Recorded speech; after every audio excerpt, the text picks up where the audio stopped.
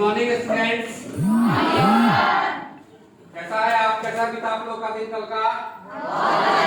कल जो पढ़ाए थे वो पूरा समझ में आया था बात?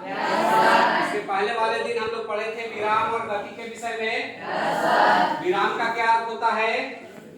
खड़ा हो जाइए आप। विराम का क्या अर्थ होता है?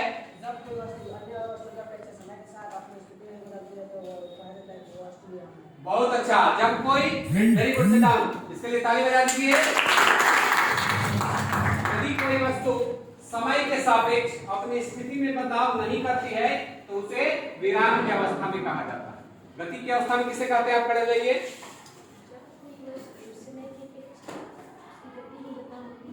स्थिति में बदलाव होती है तो उसको क्या कहते हैं?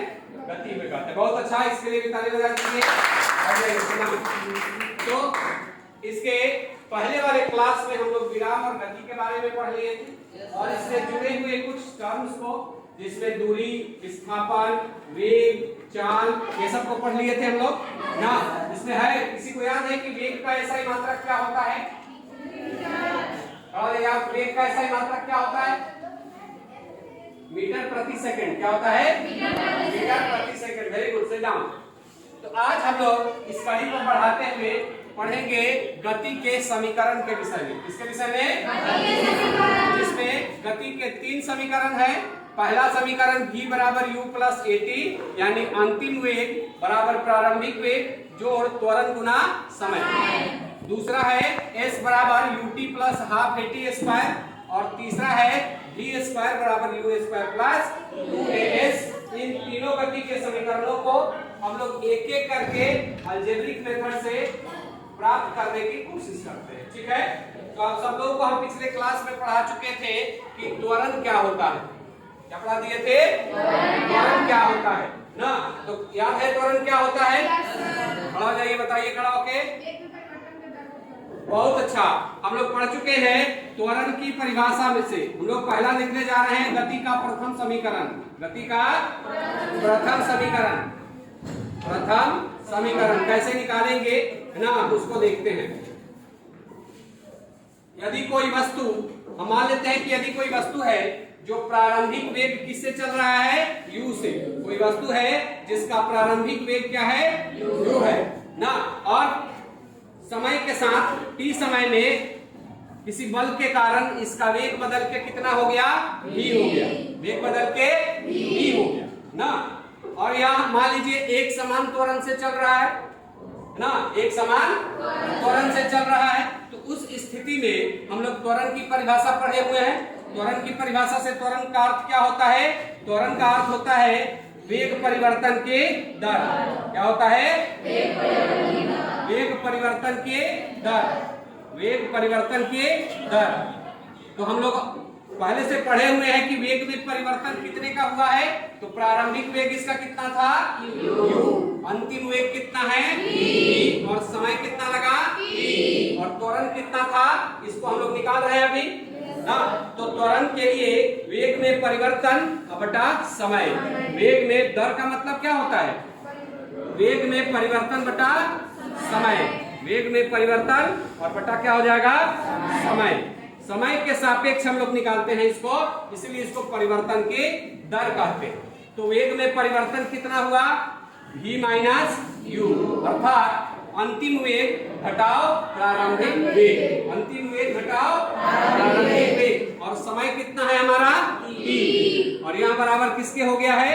यहाँ बराबर हो गया है त्वरण के। यहाँ बराबर किसके हो गया है? त्वरण के। तो अब अगर हम इसको क्रॉस गुना कर दे तो v माइनस u बराबर किसके हो जाएगा?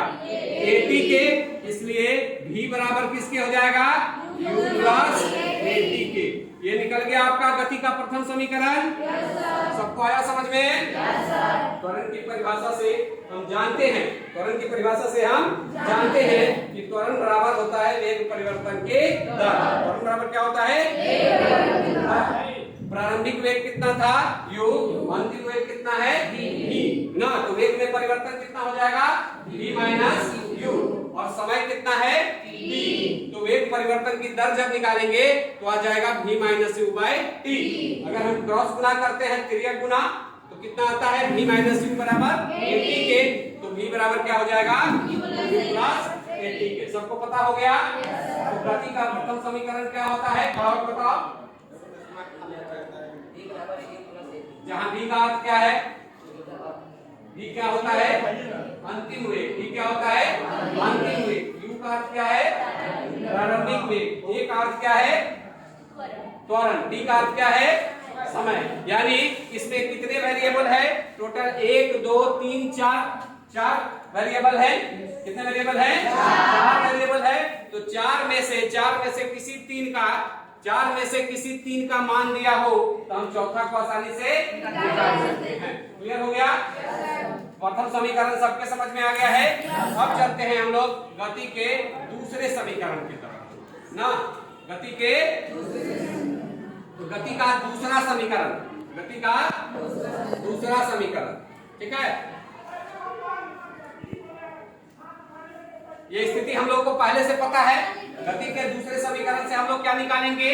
दूरी के लिए है। गति का दूसरा समीकरण किसके लिए है? दूरी के लिए है ना। तो यदि कोई वस्तु प्रारंभिक वेग u से चल रही है, किसी बल के प्रभाव में आके इसका वेग कितना हो गया? v समय में v हो गया, और इसका एक समान त्वरण कितना है? a है। एक समान त्वरण a है। तो सबसे पहले हम इसकी औसत चाल निकाले। सबसे पहले इसकी औसत चाल। तो औसत चाल बराबर क्या हो जाएगा? u plus v by 2। कितना हो जाएगा? u प्लस v बाई 2 कितना हो जाएगा? और हम जानते हैं कि दूरी बराबर क्या होता है? औसत चाल गुना समय। दूरी बराबर क्या होता है? औसत चाल गुना समय। औसत चाल गुना समय। तो औसत चाल आपका कितना है? u प्लस v बाई 2 और गुना कितना? ना। और अब बताइए, अभी आपको हम बताए थे पहले ही कि दूसरा समीकरण हमारा है क्या? s बराबर ut plus half at square. s बराबर ut plus half at square है ना। तो s बराबर ut plus half at square हम लोग को ये इससे निकालना है ना। तो अगर हम गौर से देखें तो यहाँ v आ गया है। इस v को हटाना पड़ेगा। कैसे हटा सकते हैं? तो गति के प्रथम समीकरण से हमको पता है। गति के प्रथम समीकरण से पता है हमको। गति के प्रथम समीकरण से क्या लिखेंगे? गति के प्रथम समीकरण से 10 मिनट ही करना है सब। गति के प्रथम समीकरण से s बराबर क्या हो जाएगा? u प्लस v की जगह क्या कर दे? u प्लस 80 अब आए 2 और गुना कितना? t। कोई दिक्कत है इसमें? कोई दिक्कत? सब लोग समझ गए? गति के प्रथम समीकरण से v के स्थान पर हम क्या लिख दिए? u plus 80। तो अब हमारा u प्लस u मिलके कितना हो जाएगा? कितना हो जाएगा? 2u। तो यहाँ से आएगा s is equal to 2u plus कितना? 80 और बाई कितना? 2 और इंटू कितना? t। अब चलते हैं हम लोग, गुना कर ले। 2ut t से गुना करेंगे प्लस 80 स्क्वायर और बाई कितना? 2 के हो जाएगा। अगर हम इसको अलग कर ले, चूंकि कॉमन डिनोमिनेटर है ना, तो इसको अलग कर लेते हैं। 2ut बटा 2 और प्लस 80 स्क्वायर बाई 2। तो यहाँ 2 से 2 कैंसिल आउट हो जाएगा। तो s बराबर कितने की बचा? ut plus 1/2 80 square. क्या यही गति का दूसरा समीकरण है?